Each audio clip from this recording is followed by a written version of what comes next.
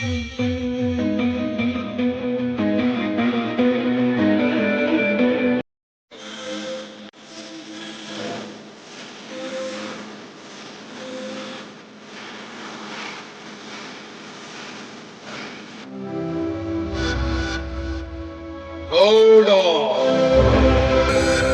ಗಜೇಂದ್ರ ಗೌಡ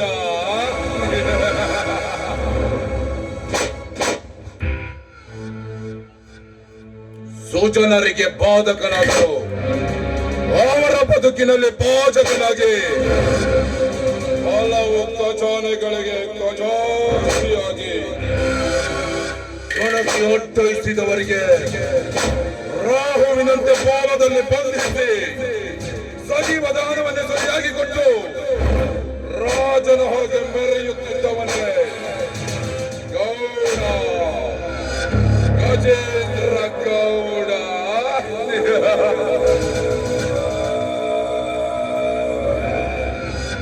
ಗಜರಾಜ ಹೆಜ್ಜೆ ಇಟ್ಟರೆ ಅದರ ಮಜವೇ ಬೇರೆ. ಲಜ್ಜೆಯಿಂದ ಬಳಕುವ ಗಜ ಗಾಮಿನಿಯರಿಗೆ ಸೌಂದರ್ಯವೆನ್ನುವುದು ಮಜ ಕೊಟ್ಟವರ ಪೂಜಕದಲ್ಲಿ ಮಜಕ್ಕೆ ಮೇಲಾದ ಇಷ್ಟದಂತೆ ಸದಾ ವೈಭೋಗದಲ್ಲೇ ಕಾಲ ಕಳೀತಾ ಇರೋ ಈ ಗಜೇಂದ್ರನ ಭುಜದೊಳಗೆ ಬಂದಿಯಾಗದಿರುವ ಲಲನಾಮಣಿಯರು ಯಾರಿದ್ದಾರೆ? ಈ ಗೌಡ ಹೋದ ಕಡೆ ಮಾನ ಸನ್ಮಾನಗಳು ನಿರೀಕ್ಷಿತ.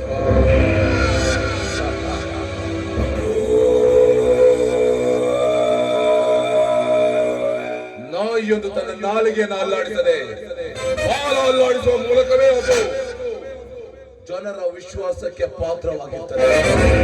ಅಂತರ್ಯತ್ತಿನ ನಾಯಿಗಳೇ ನನ್ನ ಹತ್ರ ಇರುವಾಗ ಈ ಗಜನ ಗೋಜಿಗೆ ಬರುವ ತಾಕತ್ತು ಯಾರಿಗೂ ಇಲ್ಲ.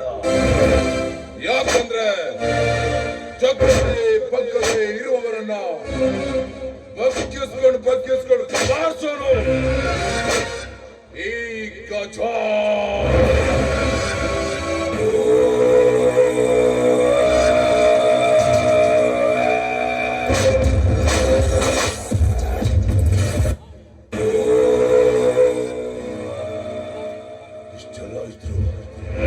ಇಷ್ಟೆಲ್ಲ ಇದ್ರು ನನ್ನನ್ನ ಕಾಡ್ತಾ ಇರೋ ಒಂದೇ ಒಂದು ತಲುಪಿಸಿ ರಾಘವ.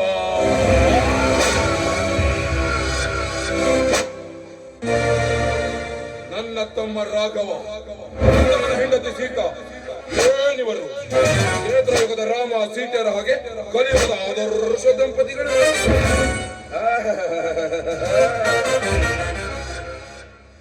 ಕನಕ ಲಂಕಾಧೀಶ್ವರ ದಶಕಂಠ ರಾವಣ ಇರುವ ಸೀತೆಗಾಗಿ ಮನಸ್ಸೋತು ಹೋದಾಗ ನಾನು ಯಾಕೆ ನನ್ನ ಪಕ್ಕದಲ್ಲೇ ಈ ದಂತದ ಪುತ್ರಿ ಸೀತಾಳನ್ನ ಮಿಸ್ ಮಾಡಿದೆ?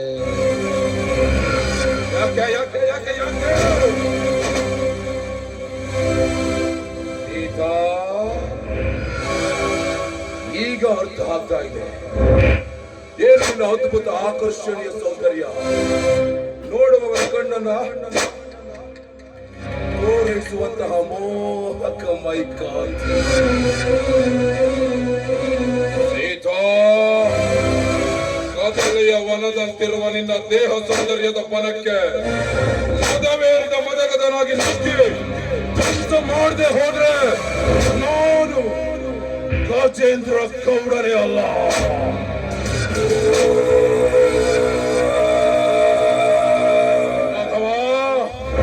ನೀನು ನನ್ನ ತಮ್ಮನಲ್ವೋ, ನನ್ನ ಜನ್ಮ ಶತ್ರು.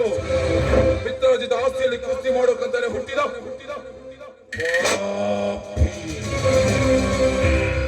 ನೋಡ್ತಾ ಇರೋ ಜೂಜಾಡಿ ಜಾಗ ಕಳೆದುಕೊಂಡು ಕಾಡಿಗೆ ಸೇರಿದ ಪಾಂಡವರ ಹಾಗೆ ನಿನ್ನ ಸಂಸಾರನ ಬೀದಿಗಳೆದೆ ಹೋದ್ರೆ ನಾನು ಗಜೇಂದ್ರ ಗೌಡನೇ ಅಲ್ಲ.